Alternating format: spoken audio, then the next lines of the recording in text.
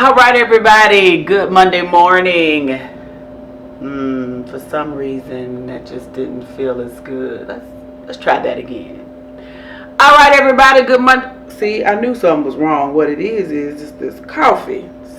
Can't read how I feel. Find a new thought. All right, everybody. Third time. Good Monday morning. Let's take the day.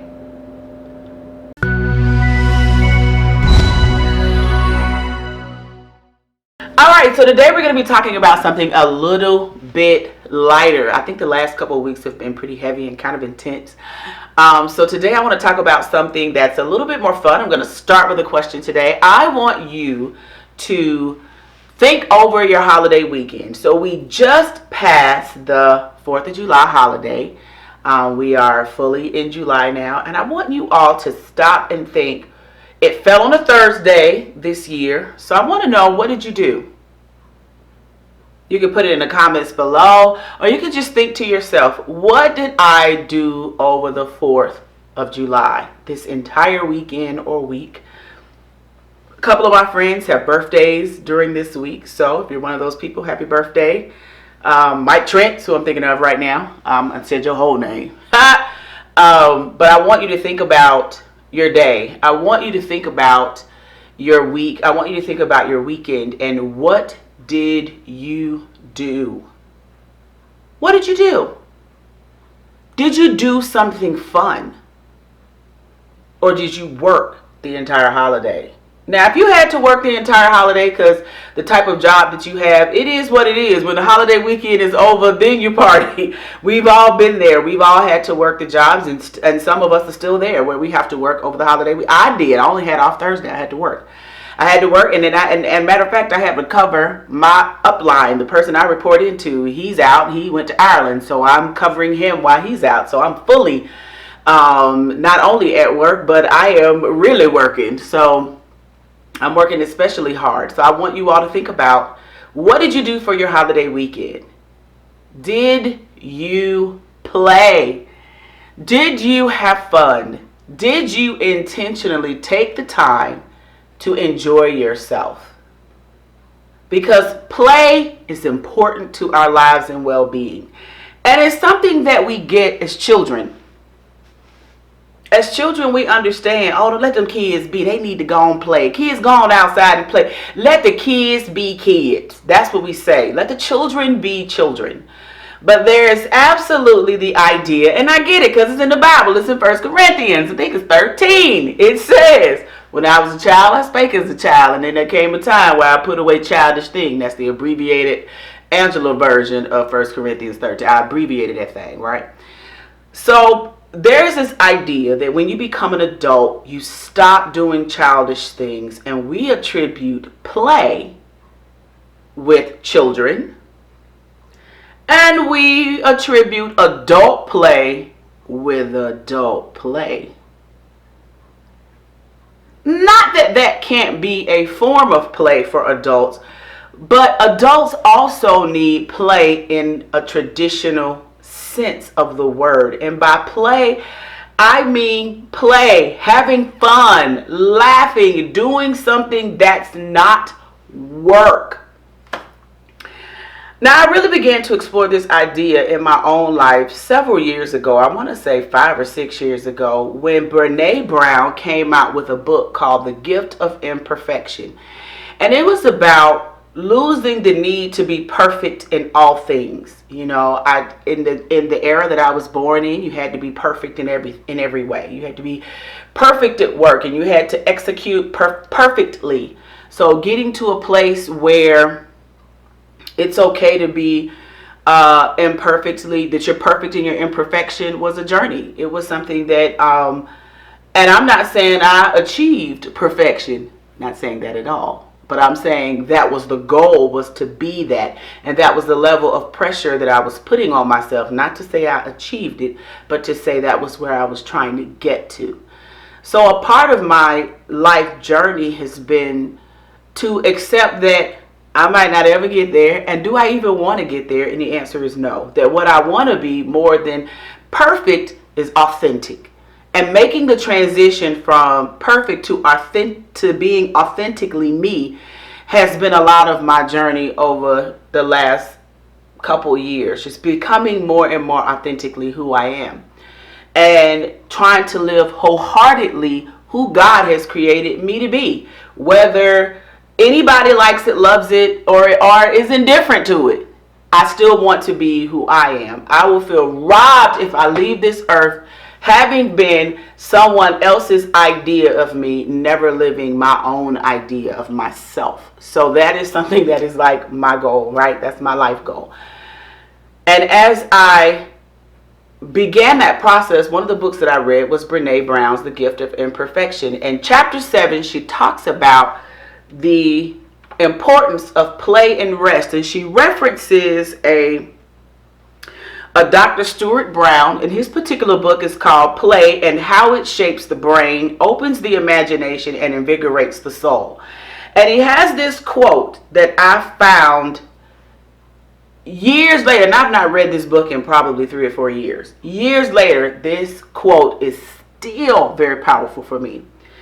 It says, the opposite of play is not work. The opposite of play is depression. So if you are depressed, are you playing enough? Okay? He explains, respecting our biologically programmed need to play can transform work.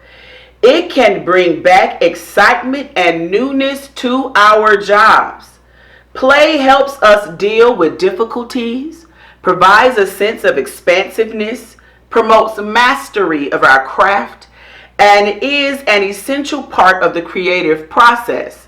Most important, true play that comes from our own inner needs and desires is the only path to finding lasting joy and satisfaction in our work. In the long run, work does not work without play. Life does not work. This is Angela speaking. Life does not work without play. Do you have enough play in your life? You have to be intentional about it and understand what is your particular, what play do you need? I'm thinking of one of my cousins, and he plays poker most Fridays and Saturday nights. And while that would do absolutely nothing for me, the card game, the interaction, the discussion with his peers, the laughs, the jokes that are told over the card table, I can tell when they're playing and when they're not, just by how buoyant his personality and spirit is. And he probably never heard me say that before, but it's very true, because it's a part of play for him. For other people, I know someone else, they travel as often as they can. Every other month, they're taking a trip. They're going here, they're going there, they're going to the beach, they're going to this event happening in DC, they're going to Texas, they're going with California, wherever they can go, they are traveling. Because for them, play is getting out of the city, seeing another world, experiencing different things. That's play for them. What's your version of play? For me, it's socializing.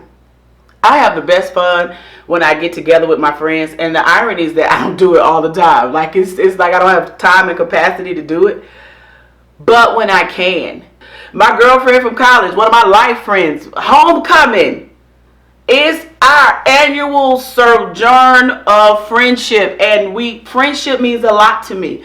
So when we get together and we sit back and we laugh and we tell the stories of our life and we cry about the stories of our lives and we look each other deep in the eyes and say, girl, I love you, and if there's anything I can do to help you, I certainly will. All of that helps me.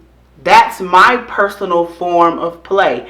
It's being in a safe environment with people that I love, people that love me, and being able to laugh and tell jokes and laugh about the things of life. I like that. I did that last weekend. A friend of mine did a seafood broil, and I went and sat and we cracked crabs, which I'm horrible at.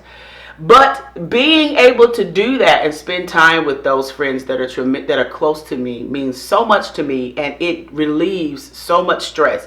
Whether I personally talk about my own stress or not, whether I talk about my personal issues or not, Just the dialogue amongst my friends, and the laughter and the jokes, because we got some comedians, right? You know, African Americans, we got a few jokes for you. Just the dialogue and the jokes and the laughs, all of that creates for me a form of play.